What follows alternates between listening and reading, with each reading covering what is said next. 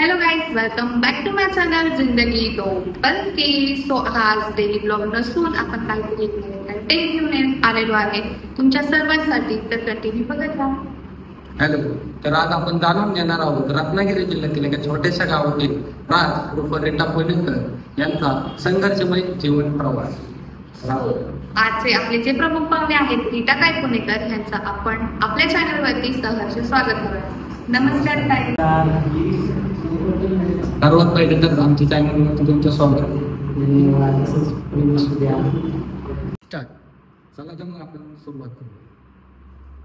तर ताई, मला तुम्हाला एक पहिला प्रश्न असा विचारायचा आहे, तुमचं बालपण कसं होतं? बालपण म्हणायला गेलं तर खूप छान पण गेलं, खूप थोडंसं वाईट पण गेलं. वाईट याच्यासाठी वाईट नाही म्हणता येणार, पण वाईट तरी का गेलं की वयाचं 1 वर्ष असताना आई गेली. आई गेल्यानंतर ना मग शेवटी किती केलं तर आई आईच असते. काही नाही, त्याच्यानंतर मग मावशांनी वाढवलं.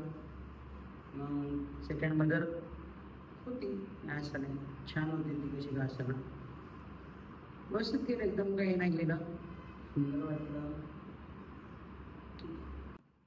तर त्यानंतर असा दुसरा प्रश्न आहे तुम्हाला, तुमच्यामध्ये काहीतरी वेगळे बदल होत आहे हे जेव्हा तुम्हाला कळालं तर तुमची फॅमिली रिएक्शन काय होती? पहिलं तर मला जे आम्ही लहान असताना काय विषय होता की आमच्या आई नसल्या कारणाने आम्ही 2 भाऊ, आमची एक बहीण होती. बहीण थोडी लाडाचीच होती. त्याच्यानंतर मग घरातलं आई नसल्या कारणाने आपण प्रत्येक काम करत होतो. मग कुठे लादी पुस, कुठे झाडू मार, कुठे थोडाफार स्वयंपाक बनवायचा, कुठे थोडे कपडे धुवायचे, भांडी घासायची. तर मग त्यात काय झालं की पहिलं माझ्या वडिलांना खूप आनंद वाटायला लागला, खूप म्हणजे एकदम छान वाटायचं. पप्पा म्हणजे सगळ्यांना सांगायचे की बघा माझं लहान बाळ आहे किंवा माझं लहान लेकरू आहे, तर किती काम करतं, आज ते स्वयंपाक करते, आज ते लादी फरशी करतं किंवा भांडी पण घासतंय. इतका आनंद असायचा वडिलांना की ते मग खूप छान वाटत गेलं त्यांना. आणि मग मलाही भारी वाटायचं की माझे पप्पा मला चांगलं बोलतायत किंवा माझी कोणती स्तुती करते छानपैकी, तर खूप भारी वाटायला लागलं. 4 लोकात गेलं की नाही पप्पा तुझ्याबद्दल सांगत होते बरं का, असं खूप छान वाटायचं. ते थोडंसं काय झालं की एक 7वी 8वीला गेल्यानंतर ना, ते थोडंसं काय झालं की माझं चालणं वागणं बोलणं थोडंसं बदललं. तेच थोडंसं बाईक पण आल्यासारखं होतं. चालताना बाई पण, बोलताना बाई पण, कामं तर घरातली सगळी आपण करत होतो. मग पप्पांचे मित्र त्यांना बोलायला लागले, का रे तुझा मुलगा असा बाईसारखा का वागतो किंवा बायकांसारखा का करतो, बोलताना पण तो बायकांसारखं बोलतोय. असे बरेच काही क्वेश्चन पप्पाला विचारायला लागले. मग पप्पांचं थोडंसं चरित्र थोडंसं बिघडत गेलं. मग ते थोडंसं मारणं, ओरडणं बऱ्यापैकी, किंवा अजून थोडंसं नाही टॉर्चर म्हणतो आपण, टॉर्चर करणं किंवा बऱ्याच काही गोष्टी होत्या अशा. मग की पप्पांना थोडंसं वाटलं की नाही आता हा कसं सुधारायचा, काय सुधारायचं. तर पप्पांनी युक्ती काय केली, तर मला वयाच्या 16 वर्ष म्हणजे मी नुकतं 10वीतच असताना मला जिम लावली. की जिम लावली तर कशा झाली, तर जिम लावल्यानंतर तरी हा एक बिल्डर किंवा थोडासा तब्येतवाने मुलगा दिसेल, त्याचं वागणं बदलेल. शेवटी नशिबात जे घडायचं तेच घडलं. तर माझा पुढील प्रश्न असा आहे काय तुम्हाला, की तुमच्या फॅमिली मेंबर मध्ये कोण कोण आहेत आणि आता सध्या कुठे असतात ते सगळे? सगळ्यात मोठा प्रश्न विचारला की फॅमिली मेंबर असे कोणच नाहीये. कारण आई तर 1 वर्षीच असतानाच गेली. त्याच्यानंतर एक 7 वर्ष झाले ती. वडील आणि भाऊ एकाच दिवशी ॲक्सिडेंटमध्ये गेले. त्याच्यानंतर ना मग बहीण आहे, बहीण तिच्या घरी सुखी आहे. तिलाही त्रास नको आपल्यामुळे किंवा तिच्यामुळे मला नको, मला माझ्यामुळे तिला नको. त्यामुळे मी जाणं येणं आहे, बोलणं आहे, पण क्वचितच. राहिली दुसरी गोष्ट, फॅमिलीमध्ये जर कोण आहे तर माझे चेले की माझे शिष्य, माझ्या मुली ज्या माझ्या घरात आहेत त्याच्यामध्ये 5-6 जणी आहेत. मोहिनी झालं, अश्विनी झालं, किंवा कस्तुरी झालं, अवनी झाली, परी आहे. बऱ्याच अशा मुली आहेत माझ्या आयुष्यामध्ये की त्या माझ्या खूप सपोर्ट करतायत. की त्यांची इच्छा एकच आहे की आई तू पुढं, की आई तू पुढे गेल्यानंतर ना की तू काहीतरी करशील. आणि आम्हाला अशी ओळख निर्माण होईल की ह्या रीटाताईच्या मुली. कारण त्याही एकच म्हणतात की त्यांना कोणी किन्नर म्हणलेलं किंवा असं वाईट याच्याने हेतूने किंवा काही केलं त्यांना नाही पटत. तर त्यांचं म्हणणं एकच आहे की नाही तू पुढं हो, तुम्हाला जे आता मी माझं जरी बिझी शेड्यूल जरी असलं किंवा काही असेल तरी माझी एवढी काळजी करतात ते. रात्री मी किती जरी उशिरा गेले तरी ते मला जेवण देणं एक आई मुलाला जे करते जे आज मी त्यांना करायला पाहिजे ते माझ्यासाठी करतात. आणि त्यामुळे आतापर्यंत नाही तर खरं शेवटपर्यंत ते माझ्यासाठी त्या सगळ्या मुली माझ्या खास असतील. तर ह्याच्यातनं मला असं वाटतं की तुमचे फॅमिली मेंबर नाही आहेत कोण, तर त्याची कमतरता तुम्हाला भासू देत नाही आणि ही खूप चांगली गोष्ट आहे की आता. आणि महत्वाचं म्हणाल तर गेलं तर आहे मिस्टरची एवढी मोठी फॅमिली आहे मला जी खूप सपोर्ट करते. आज खरं म्हणायला गेलं तर त्या इन्स्टा फॅमिलीमुळं आज मी इथपर्यंत पोहोचले. नाहीतर कसं होतं की जर मला कोण ओळखतच नसतात तर तुम्हीही मला इथे बोलवलं असतं. आज कुठेतरी एक चर्चेचा विषय आहे त्यामुळे तुम्ही मला इथपर्यंत बोलवलं. Thank you so much Insta family. आणि मी आशा करते की युट्यूब फॅमिली पण लवकरच तयार होईल माझी. मला एक प्रश्न आहे, रत्नागिरीमधून तुम्ही पुण्यामध्ये येण्याचा निर्णय का घेतला? रत्नागिरीतून पुण्याला यायचा निर्णय का घेतला, कशामुळे घेतला की खरं म्हणायला गेलं ते माझ्यासाठी पण वाईटच होतं. कारण की नाही का एवढं छान रत्नागिरी कोकण या आज लोक कोकणात फिरायला जातात, खास करून फिरायला किंवा काहीतरी बघायचं आहे म्हणून कोकणात जातात आणि ते कोकण सोडून मी आज पुण्याला. हे माझ्यासाठी थोडंसं बॅड आहे. पण विषय कसं झाला की आम्ही दोघं ट्विन्स होतो, जुळे भाऊ होतो आणि म्हणजे लहानपणापासून कसं होतं आमचं की एकत्र वागणं, एकत्र बोलणं, दप्तर सेम, कपडे सेम, चप्पल सेम, सगळ्या गोष्टी सेम, वर्गात एकाच बेंचवर, रोल नंबर मागे पुढे एकाच जातो, म्हणजे अशा सगळ्या गोष्टी होत्या. तर दुर्दैवानं तो माझ्यापासून गेल्यानंतर मग काय झालं की त्याच्यानंतर पण मी 2-3 महिने राहिले. पण मग सततचा त्याचा भास होणे भावाचा मला किंवा सततचा मला वडिलांना भास होणे, मग तेवढं मोठं घरा मला खायला उठलं अक्षरशः. ते नको होता. म्हणजे काय की विषय आपला भाऊ जो असतो तो आपल्यासाठी खास असतो आणि तो नाही आपण आणि मला नाही वाटत की मी पुन्हा तिथं तरी जाईल. कारण त्याच्या बऱ्याच आठवणी अशा आहेत की आज देखील मला त्या आठवणी कुठेतरी येतात. आज त्याला जाऊन 8-9 वर्ष झालेत पण नाही विसरू शकत जरा. कारण अशा कुठलीच गोष्ट नाही असं कुठलाच दिवस नाहीये की जिथं आम्ही लोक एकत्र नव्हतो. इव्हन बर्थडे देखील 1 मेला एकाच दिवशी आमचा साजरा असायचा आणि त्याला नाही विसरू शकत. तर ताई पण इमोशनल झाल्या आणि खरंच ही खूप इमोशनल गोष्ट आहे की ट्विन्स आहेत ते एकाच दिवशी जन्म घेतलेला आहे आणि एकत्र त्यांचं जे काही जितक्या पण टाईम पिरियडसाठी प्रवास होता त्यांचे मेमरीज जे असतील ते खूप डीप असतील, आपण समजू शकतो. खरंच सॉरी ताई, इमोशनल प्रश्न विचारायचं पण आम्हाला जाणून घ्यायचं होतं तुमच्या आयुष्यातला जो संघर्ष आहे आम्हालाही कळू द्या आणि लोकांनाही कळू द्या की तुम्ही किती संघर्ष करून पुढे आले. त्यासाठी मी हा प्रश्न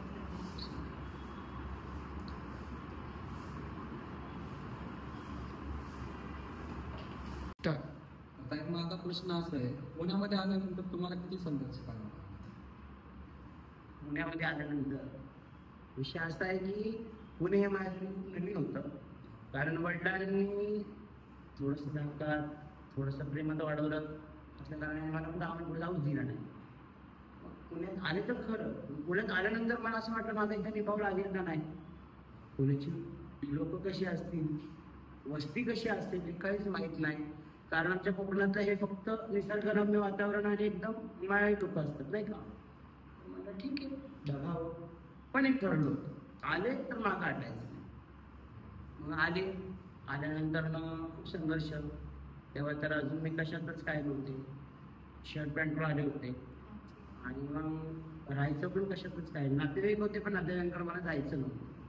का जायचं नव्हतं तर उद्या जर कोणी मला बोलून दाखवलं की जसं की आज मी माझ्या पायावर स्टेबल आहे, जर मला आता पण म्हणाले की मी तुला पहिली साथ दिली म्हणून तो मोठा झाला, हे नव्हतं मला. म्हणून मग मी काय केलं की ठीक आहे. एक मित्र होता त्याला विचार आता नाही आहे शिरून गेला असं नंतर मला कळलं की तर त्याने मला म्हणाला की ये घरी आपल्या झोपायला वगैरे नाही का असं तसं.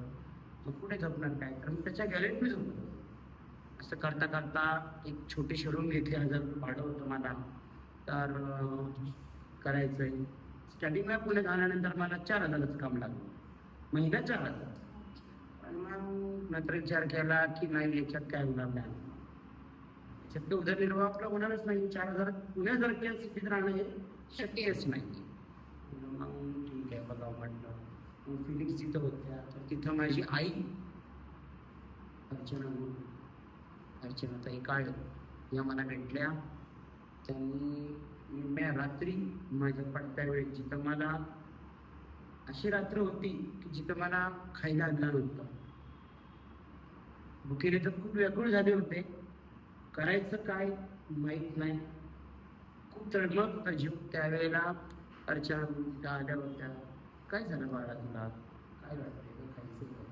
त्यावेळेला त्यांनी मला स्वारगेटच्या बंद चौकात एक घास का असणार किंवा काय असणार ते मला खायला सुरुवात केलं. त्यांचे उपकार जे आहेत ते मी कधीच विसरू शकत नाही. आणि राहिली गोष्ट की खरंच त्या आहेत, त्यांच्यामुळे मी इथे दिसते, खूप छान आहेत त्या. आणि आई म्हटलं की थोडंसं चढ-उतार आलंच, त्यांना आपली काळजी असते. आपण जे काही करतोय ते थोडंसं रिग्रेट होतंच. खूप छान आहे, खूप प्रेमळ आहे आणि मला खूप समजून घेतात. का समजून घेतात, तर तुला आई वडील कोण नाही, तुझी आई पण मी, वडील पण मी, बहीण पण मी आणि भाऊ पण मी, असं त्यांचं म्हणणं आहे. आणि खूप छान असतात ते आमच्यासोबत. मी एक प्रश्न विचारते, जसं तुम्ही म्हटलं की तुमचे जे गुरु आहेत त्यांनी तुम्हाला खूप सपोर्ट केला, तर जेवढं मला माहिती आहे तर तुमच्या समाजात ह्या सगळ्या गोष्टींना बरेचसे रिस्ट्रिक्शन आहेत. तर तुम्ही आज एक इन्फ्लुएन्सर म्हणून तुम्हाला मान सन्मान दिला जातो जगभरात. आता तुम्ही एक इन्फ्लुएन्सर म्हणून तुमची ओळख निर्माण केलेली आहे, त्यामागे तुम्हाला किती संकट आले किंवा तुमच्या गुरूंनी असे काही रिस्ट्रिक्शन आणले होते का, किंवा तुमच्या समाजाकडनं काही रिस्ट्रिक्शन आले होते का, तू हे करू शकत नाही म्हणून? ना आमच्या समाजाकडनं मला कुठले रिस्ट्रिक्शन आले, ना माझ्या गुरुकडनं आले. कारण का की मी कधी वाईट नव्हतेच, मी वाईट वागणं नव्हतं किंवा आपण व्यसनी नव्हतो किंवा कशातच काही नव्हतं. तर माझे गुरु काय म्हणत होते की बाळा पुढे जा, तू स्वतःच्या बाहेर काहीतरी करून दाखव, आज तुझी ओळख तू काहीतरी करून दाखव. हे माझ्या गुरुचं पण आणि आज जे आमचे सगळ्यात मोठे मानक जे आहेत त्यांचं इतकेच म्हणणं आहे.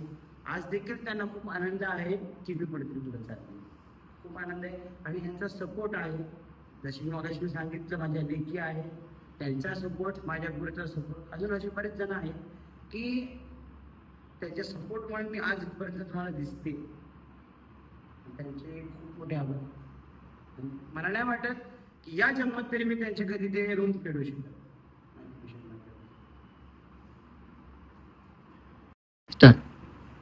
तर माझा प्रश्न असा आहे, तुमच्या या यशाचे खरे भागीदार कोण आणि का? खरे भागीदार म्हटले तर सगळ्यात प्रथम जसं की मगाशी सांगितलं मी, माझी आई, माझी गुरु अर्चना काळे, त्यांचे गुरु दिलीप भाऊ अडसूळ. आज या दोघांच्या सपोर्टमुळे मी आजपर्यंत केले. का जर त्यांनी जर मला जर म्हटलं असं करायचंच नाही तर जायचंच नाही तर मी आलेच नसते. तर त्यांचंही म्हणणं तेच आहे की तुम्ही पुढे जा, आजपर्यंत इथं आलो. दुसरी गोष्ट की एक पुण्यामधलं प्रसिद्ध असं दगडूशेठ हलवाई गणपती आहे, त्याच्यासोबतच मी शेजारी ट्रस्ट आहे, दत्त मंदिर एक आहे. तर त्या दत्त मंदिराला मी जास्त रिग्रेट करेन, कारण की दत्त मंदिरामध्ये गेल्यानंतर इज्जत काय असते किंवा लोक आपल्याला इज्जत कशा प्रकारे देतात हे तिथं गेल्यानंतर शिकले. तर जसं की माझा सख्खा भाऊ जो आज माझ्यासोबत नाही आहे, देवाने माझ्याकडनं एक भाऊ घेतला, पण देवाने दत्त महाराजांनी मला त्याच मंदिरात मला 3 भाऊ दिले, जे मला सख्यापेक्षा पण जास्त आहे. एक आहे शुभम दादा, शुभम सोनटक्के, दुसरा आहे दिवा काळगी, तिसरा आहे अथर्व. म्हणजे ह्या 3 जे भाऊ आहेत ज्यांनी मला स्पष्ट की आतापर्यंत काय होत होतं माहिती आहे का, की मला असं बोलणारच कोण नव्हतं, मला कोण विचारत नव्हतं, कोण बोलत नव्हतं की तू काय करतेस, तुझं हे चुकतंय, तुझं हे बरोबर आहे, किंवा हे असं काहीतरी करून दाखव, असं काहीतरी कधी असं कोण बोललंच नाही. मार्ग दाखवणारा कोण नव्हतं. मार्ग दाखवणारं कोण नव्हतं. तर मी असं पण कधी सांगू शकते की नाही का, की असं म्हणतात की स्वामी आपल्या चुकलेला रस्ता जो असतो तो बरोबर दाखवण्यासाठी मार्गदर्शन करतात ते स्वामी असतात. आणि खरंच त्या स्वामींच्या रूपात म्हणू शकतो की माझे जे भाऊ आहेत मला, की त्यांनी मला बरोबर मार्ग दाखवला. वेळेच्या वेळेला टोचत पण गेले मला, ते चुकतंय, ते तुझं चुकतंय, हे असं करू नको, आज तुझी एक थोडी का होईना म्हणून कुठली इज्जत आहे, तुला लोक ओळखायला लागले, असं करून दाखव, हे कर.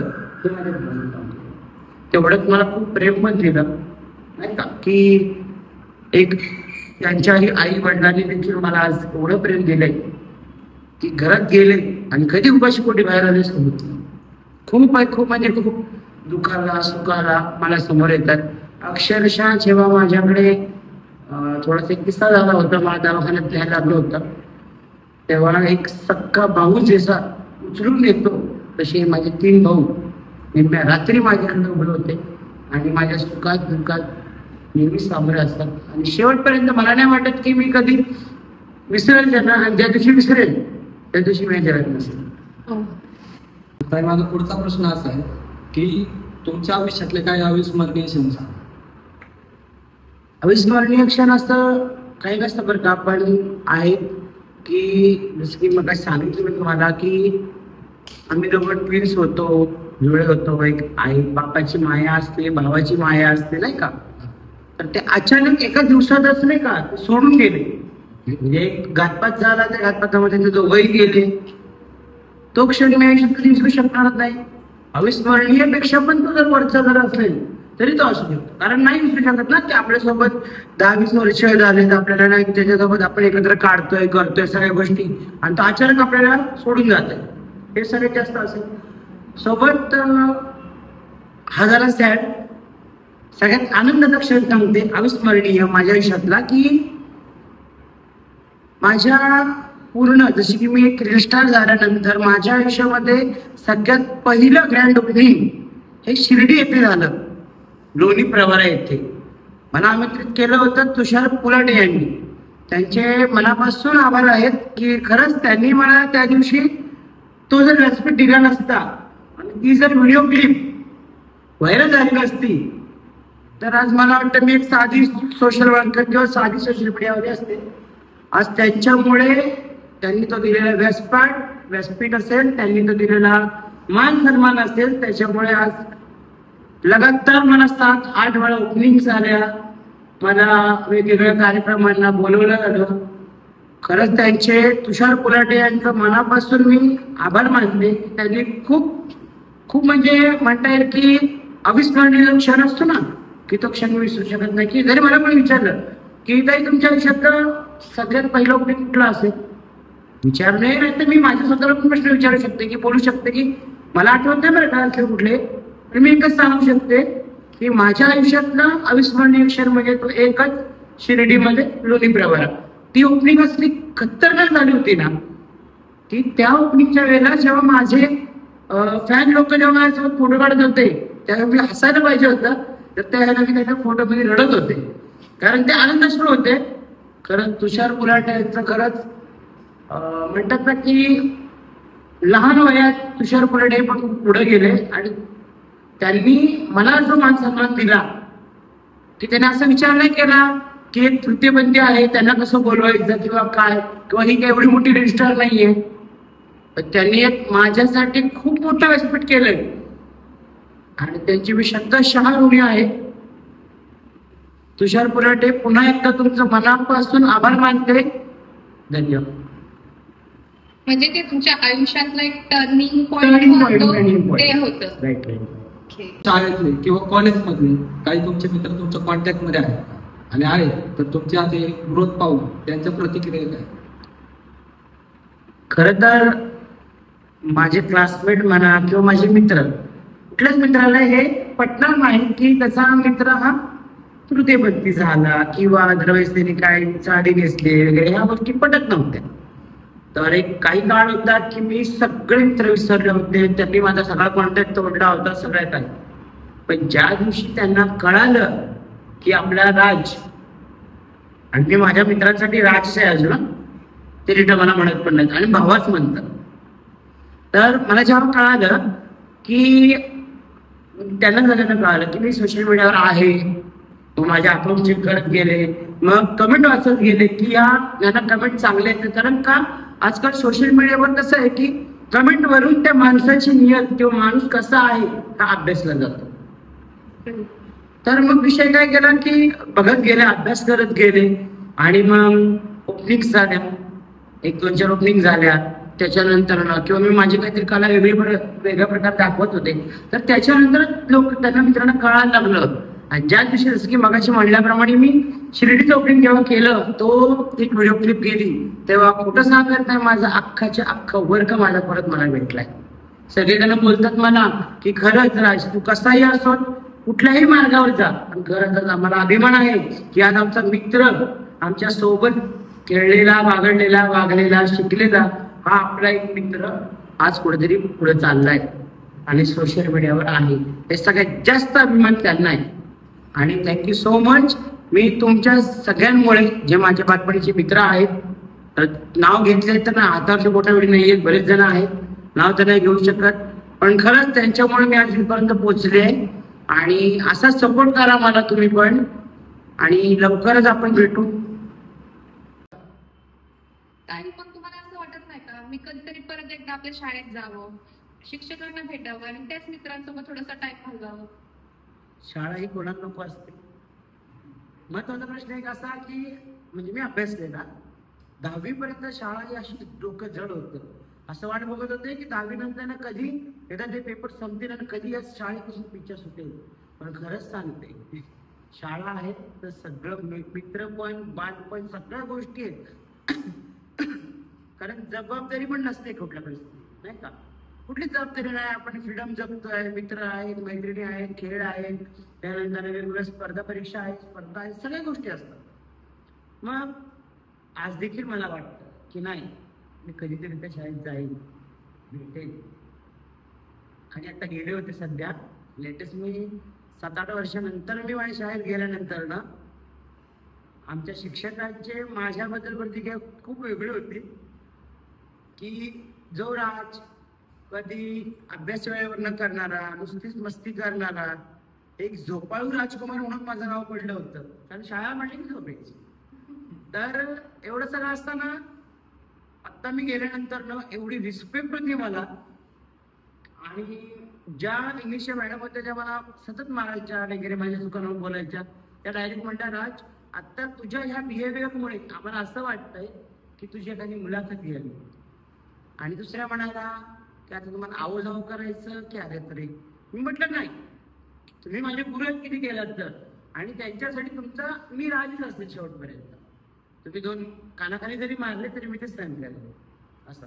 आणि खरंच शाळा आहे, परत सगळं आहे. पण आज देखील जर एखादा आपण मराठी शाळेच्या शेजारनं जातोय आणि तिथं काही आठवत नाही, फक्त एकच, ज्या व्यक्ती त्याचा खिचडी भात असेल किंवा साधा भात, त्याचा वास जो असतो ना, वास, त्या वासावरनं शाळेचे आपले सगळे दिवस आठवतात. तेवढंच खरं आहे. ही खरी गोष्ट आहे. शाळेतला भात, तसा भात कुठेच, आपण घरी किती जरी पदार्थ टाकले ना, पण जी शाळेतल्या भाताला टेस्ट आहे ना, ती कुठेच नाही भेटू शकत. खऱ्या अर्थानं शाळा सोडल्यानंतरच कळतं त्याची किंमत असते, ती म्हणजे मित्रांची साथ आणि शाळेतला भात, हे सगळ्यात जास्त. ताई, जेव्हा तुम्ही पहिल्यांदा साडी घातली आणि जेव्हा आरशासमोर स्वतःला पाहिलं, तर तुमचे रिॲक्शन काय होते आणि तुमच्याकडं दुनियाचं बघायचं नजरिया काय होता? काहीच नव्हतं. की जेव्हा मी पहिल्यांदा साडी घातली तर माझीच मला स्वतः लाज वाटत होती पहिले की आपण हे काय करतोय किंवा काय केलंय. तर त्याच्यानंतर ना मग फक्त ते आरशापुरतं आणि माझ्यापुरतंच मी बाई होते. पण जेव्हा मी दुनियेत गेले बाहेर, तेव्हा दुनियेत गेल्यानंतर ना लाज तर वाटत होती भयंकर. मग समजा आपण बाहेर मागायला गेल्यानंतर ना सगळे दुकानदार चांगले नसतात.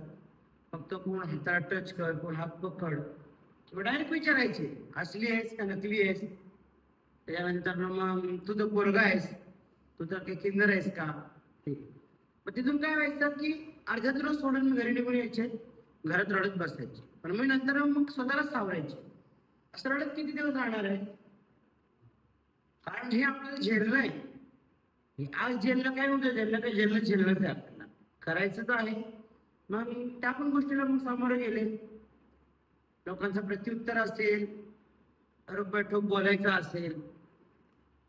मग नंतर मग त्यातलं असं पण शिकले की जर एक वेळ आपण तृतीयपंथी असतो या मुलगा असतो, जर आपण एक साडी घालतोय तर वेळ आल्यावर गडी व्हायची पण ताकद ठेवायची, की जेणेकरून मी साडी घालून आदराने मी मागते.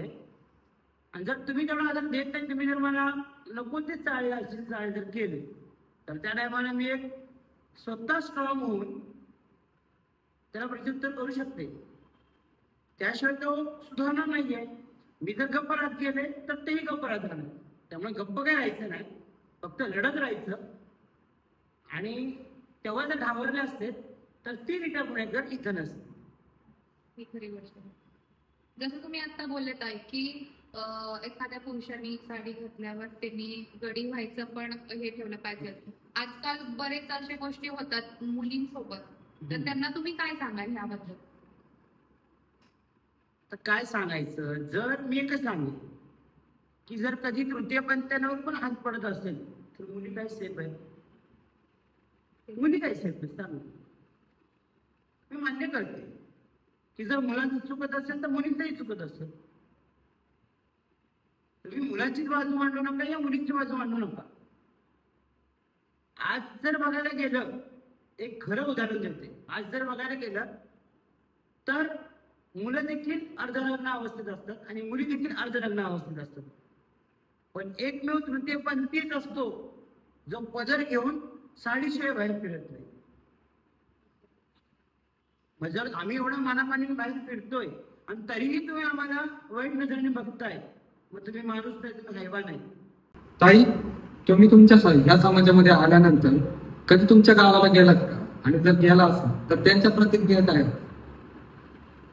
गावाला म्हणायला गेलं तर अजून देखील नाही गेले. आणि तुमच्या नातेवाईकांमध्ये कधी गेलात का. नातेवाईक म्हणायला गेलं तर पुण्यामध्ये आहेत बरं का, जे पुण्यामध्ये आहेत ते सगळे बोलतो, जे गावाला आहेत त्यांचं एवढं काय. हा पण एक सांगते,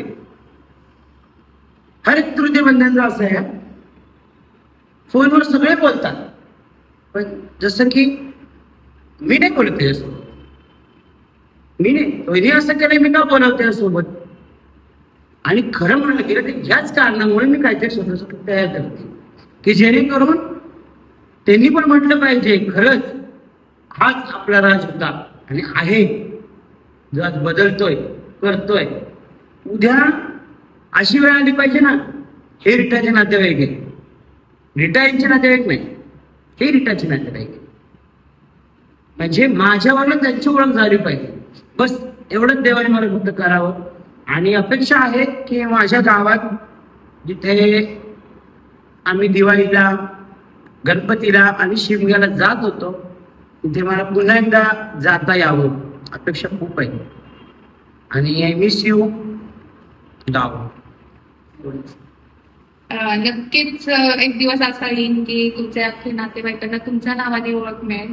कारण की तुम्ही आज ज्या लेवलला काम करताय इन्फ्लुएन्सर म्हणून आणि बाकीच्या गोष्टी आहेत. आम्ही आजकाल मी 2-3 दिवस झाले तुमचा इंस्टाग्राम स्क्रोल करते किंवा तुमच्या स्टोऱ्या पाहते, त्याच्यामध्ये मी एक नवीन गोष्ट बघितली. तुम्ही युट्यूबला काहीतरी नवीन कंटेंट सुरू केलेलं आहे आता सध्या, आणि आज सकाळी तुमचा एक कंटेंट लॉन्च सुद्धा झालेला आहे, म्हणजे आउट सुद्धा झालेला आहे त्यांचा एक कंटेंट. आणि तो कंटेंट इतका मस्त आणि इतका म्हणजे मोटिवेशनल इमोशनल होता ना, खूप भारी होता तो कंटेंट. सो तो कंटेंट मला खूप आवडलाय. तर त्याच्याबद्दल 2 शब्दात मला काहीतरी सांगा की ते का चालू केलं तुम्ही आणि त्याचा उद्देश काय आहे तुमचं. सर्वप्रथम की माझ्या किंवा मी केलेल्या कंटेंट बद्दल तुम्ही एवढं छान बोलताय हे ऐकून मला खूप भारी वाटलं की खरंच की कुठेतरी तुम्ही बघताय आम्हाला. आणि याच्या मागचं कारण एकच आहे की प्रत्येक वेळी किन्नर हा जबाबदार, किन्नर हा चुकीचा, तृतीयपंथी हेच वाईट, हे सगळे शब्द मला काढायचे. मी कंटेंट मध्ये माझे हेच दाखवते. आजचा कंटेंट जो होता त्याचं एकच होतं की तो मुलगा जो मला भरपूर त्रास देतो, जेव्हा त्याच्यावर वेळ येते तेव्हा मीच म्हणजे तृतीयपंथीच तुझी परत साथ देते आणि शेवटला त्या मुलाला त्याच तृतीयपंथीमध्ये देव दिसतो. सांगायचं तात्पर्य एवढंच होतं की स्त्रिया असो, पुरुष असो, तृतीयपंथी असो, कोणी असो, ज्याला त्याला ज्याचा मान सन्मान द्या. नाही देऊ वाटलं तर काही करू नका, कोणी केलं नाही तुमच्या मान सन्मानाने, तो त्याच्या वाटेला, तुम्ही तुमच्या वाटेला. एवढंच मला नाही, मी असं करतो की तुम्ही असंच नवनवीन कंटेंट बनवत राहा आणि तुमच्या प्रयत्नांना यश येईल. तुमचे जे कंटेंट असतात त्याच्यामधून बरंच काही लोकांना शिकायला मिळतं. आणि सोशल मीडिया प्लॅटफॉर्मवरून जर कधी काही मानधन आलं तर त्याचा तुम्ही कसा उपयोग करा? मानधन आलं कधी येईल माहित नाही, पण आशा करते की लवकर यावं. अशासाठी नाही की ते मला पाहिजे म्हणून, तर की एक माझं लहानपणीचं स्वप्न होतं की मला सिंगिंग करता यावं, कुठेतरी एक नाटकामध्ये भाग घेता यावा, किंवा कुठेतरी एक शॉर्ट फिल्म म्हणू नका, किंवा काहीतरी कंटेंट किंवा काहीतरी करता यावं. पण त्यावेळी कोणी साथ दिली नाही आपल्याला, जो तो फक्त आपलं बघत असतो.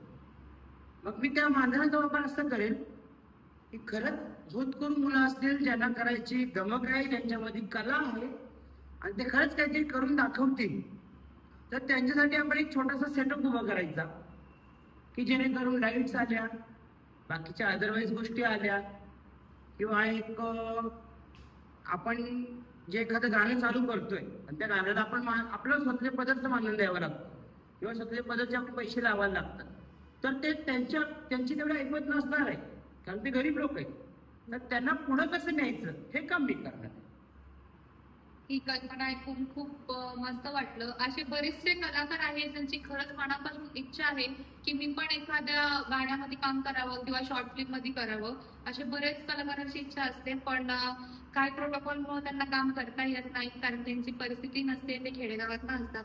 तर ही जी तुमची कल्पना येत आहे त्यातनं बरेच जे कलाकार आहेत त्यांची इच्छा आहे, त्यांची इच्छा पूर्ण होईल आणि लवकरात लवकर तुम्हाला मानधन भेटावं अशी माझी. ताई, तुम्हाला एक दिवसासाठी पंतप्रधान केलं तर तृतीयपंथी समाजासाठी तुम्ही काय करा?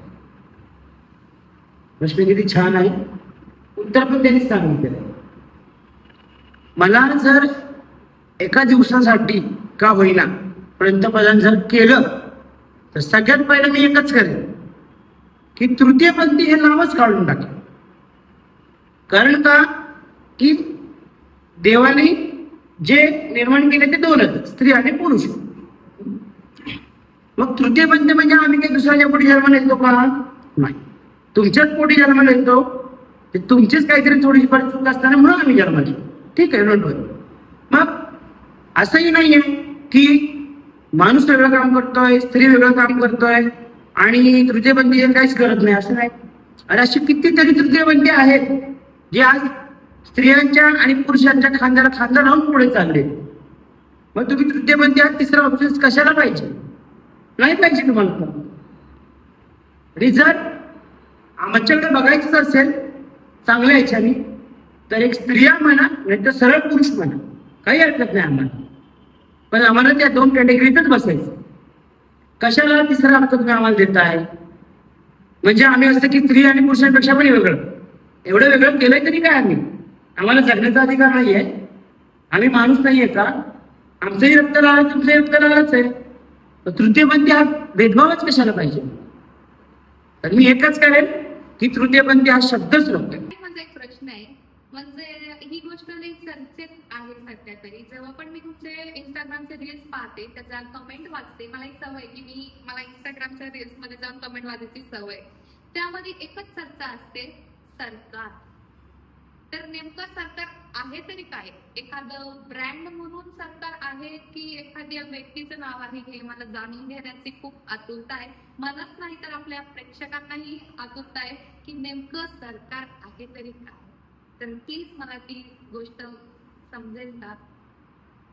सगळ्यात महत्वाचं एकच की आज समोरासमोर बसलोय म्हणून सरकारची उलगडा करते, नाही तर सरकार हा एक सस्पेंडच ठेवला आतापर्यंत. मी बरेच जणांनी मला विचारलं सरकार म्हणजे काय आहे, सरकार म्हणजे कोण आहे, कुठल्या एखाद्या नवीन मुलासोबत व्हिडिओ काढले, हा सरकार आहे का, हा तुमचं सरकार आहे का, बऱ्याच गोष्टी केल्या.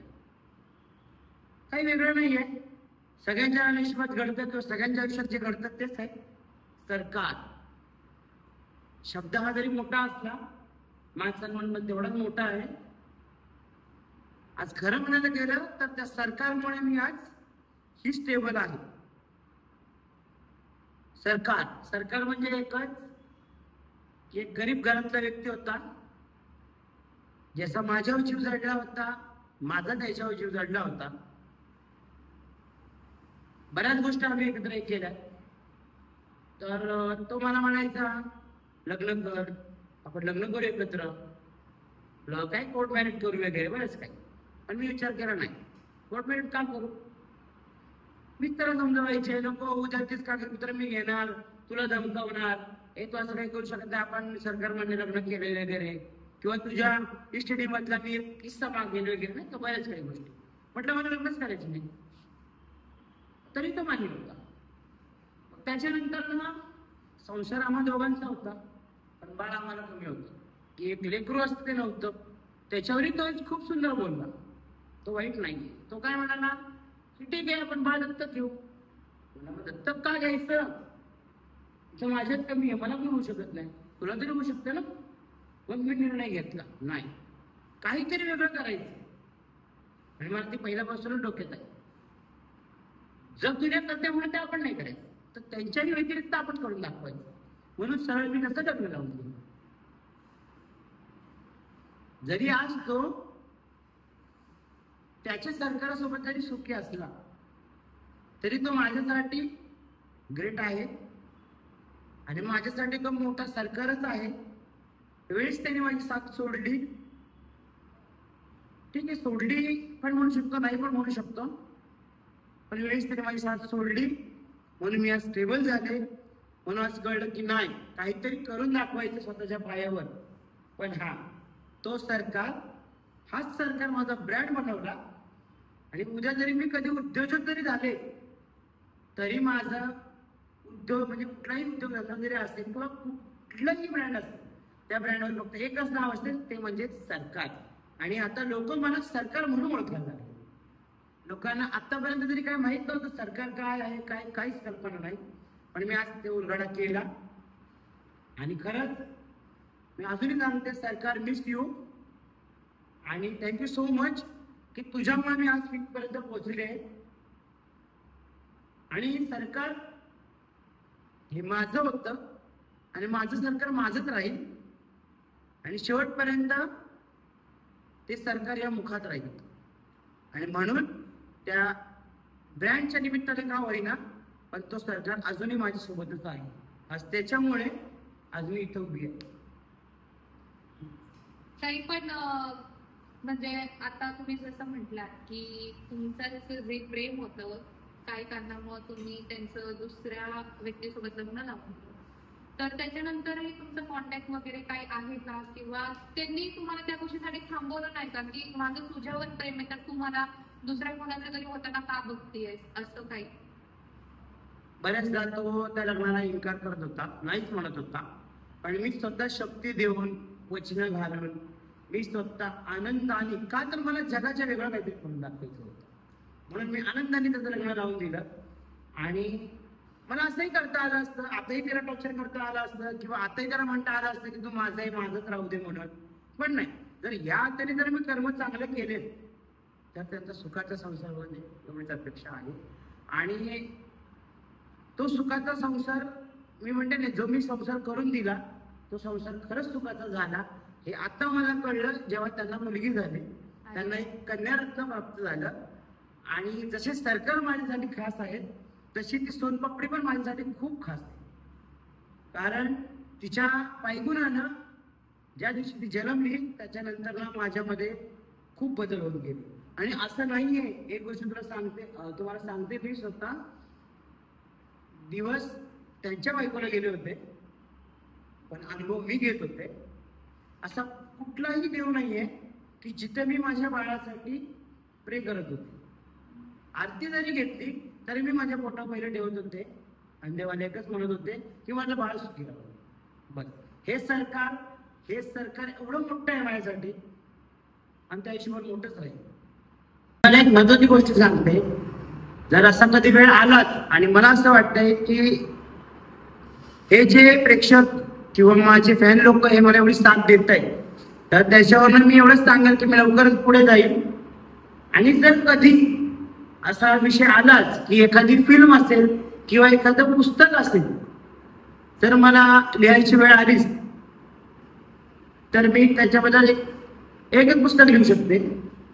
सरकार, काय नाही ते लक्षात ठेवा, सरकार एक अधुरी प्रेम कथा. धन्यवाद ताई. आज आपण या ठिकाणी वेळ काढून आला, तुमचा संघर्षमय जीवन प्रवास आम्हाला सांगितला, त्याबद्दल तुमचे सर्वात पहिले आभार. आणि तुम्ही ज्या पद्धतीने चाललाय, ज्या वेळेवर आहात, तर तुमची अशीच ग्रोथ होणार विश्वास. धन्यवाद. आणि मी आवर्जून सगळ्यांना सांगेन की मीच नाही, असं काही नाही की मी एक क्रिस्टन आहे म्हणून तुम्ही मला बोलवा नाही. तळागाळातल्या प्रत्येक तृतीयपंथीसोबत तुम्ही सगळ्यांनी संवाद साधावा. त्याच्या मनात चाललेली धडपड किंवा त्याच्या मनात असलेली किंवा त्याच्या अंगीत असलेली कला हे तुम्ही जाणून घ्या आणि प्रत्येक तृतीयपंथाला एक मान सन्मान द्या आणि प्रत्येकाला एक संधी द्या.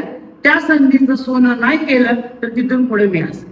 आणि खरंच तुमचे पुन्हा एकदा धन्यवाद. तुम्ही मला इथं बोलवलं, तुम्ही माझे काही प्रश्न तुम्ही मला विचारून माझ्या म्हणजे म्हणतो ना आपण की माझ्या जीवनाविषयी तुम्ही जर काही मला विचारले, तर आजपर्यंत अशा गोष्टी अशा पण होत्या की बऱ्याच होत्या. रीटा पुणेकर म्हणजे एकच की हसणारी रील्स काढणारी ही होती, पण तिच्या बॅकग्राऊंड काय आहे, तिचा पाठीमागं काय आहे, किंवा मेन सगळ्या प्रेक्षकांसाठी की सरकार काय आहे, हे सगळं तुम्हाला याच्यामध्ये कळालं. त्यामुळे मी पुन्हा एकदा तुमच्या दोघांचे आभार मी सुद्धा मानते की असंच तुम्ही कृत्य करत राहा, असंच काम करा, खूप पुढे झालं. आई जगदंबा तुमच्या मनातल्या सर्व इच्छा अपेक्षा पूर्ण करू दे आणि जगदंबेच्याने मी मनापासून प्रार्थना करते. God bless you. थँक्यू ताई, खरंच थँक्यू. आणि आपल्या चॅनलला हा पहिलाच ब्रॉडकास्ट होता. माझी खूप दिवसापासूनची इच्छा होती जिंदगी दो पलकी ह्याच्यावर असे कंटेंट शूट करायचे. म्हणजे हा कंटेंट बनवायचा उद्देश किंवा हा टायटल ठेवायचा उद्देश माझा एकच होता की मला प्रत्येक माणसाचं आयुष्य हा जगून बघायचा आहे. म्हणजे जसं की मी आज 2 टाइमचं खाते, सुपारी खाते, घरात राहते, 4 भिंतींच्या छते, कपडे, सगळ्या काय गोष्टी माझ्याकडं. पण काय लोक असे आहेत ना ज्यांच्याकडं 1 टाइमचं सुद्धा खाण्यासाठी ते खूप हे करत असतात, स्ट्रगल करत असतात. तर मला प्रत्येक माणसासोबत एक दिवस जगून बघायचंय, पण ते शक्य होत नाही कारण काही लोक तेवढे कम्फर्टेबल नाहीयेत. तर माझी पहिली अशी इच्छा होती की मी कुठल्या इन्फ्लुएन्सरला किंवा कुठल्या मोठ्या अभिनेत्रीला घेऊन ब्रॉडकास्ट शूट करण्यापेक्षा अशी एक व्यक्ती बघावी की जिचं खरंच असं स्ट्रगल असेल, जिची लाईफ मी जगून बघू शकते, किंवा ते जिंदगी दो पलकी म्हणतो ना आपण. माझा टायटलचा अर्थ असा आहे की खरंच आयुष्य हा फक्त 2 मिनिटाचा किंवा 2 आज आहे तर उद्या नाहीये माणूस. तर प्रत्येक माणूस त्यांच्या गरजेनुसार वागतो किंवा जास्त पैसे आले की असं खूप जास्त मोठापणा दाखवतो. तर तसं काही नसतं. पैसा हा 2 मिनिटं असतो, आज आहे तर उद्या नाही. पण प्रत्येक माणसाला सामान्य वेळी आपण बघावं किंवा एकच म्हणजे मनुष्य हा मनुष्य म्हणूनच आपण बघावं ही माझी इच्छा आहे. अजून कोणालाही जर आपली स्टोरी सांगायची असेल, आपलं संघर्षमय जीवन सांगायचं असेल तर तुमचं सर्वांचा वेलकम आहे माझ्या चॅनलला. मी खाली एक नंबर देईन. ज्यांना कोणाला असं वाटत असेल की माझा सुद्धा एक खूप मोठा संघर्ष आहे, ते छोटा असू दे, कसलाही असू दे, ते मी माझ्या चॅनलवर दाखवायचा प्रयत्न करेन. Thank you so much. जर पूर्ण माझा तुम्ही ब्रॉडकास्ट बघितला असेल तर त्याच्यासाठी, आणि हा आवडला असेल तुम्हाला तर नक्कीच लाईक, शेअर, कमेंट, सबस्क्राईब करायला विसरू नका. आणि असेच नवीन कंटेंट बघायला बेल आयकॉनला प्रेस करायला विसरू नका. धन्यवाद ताई.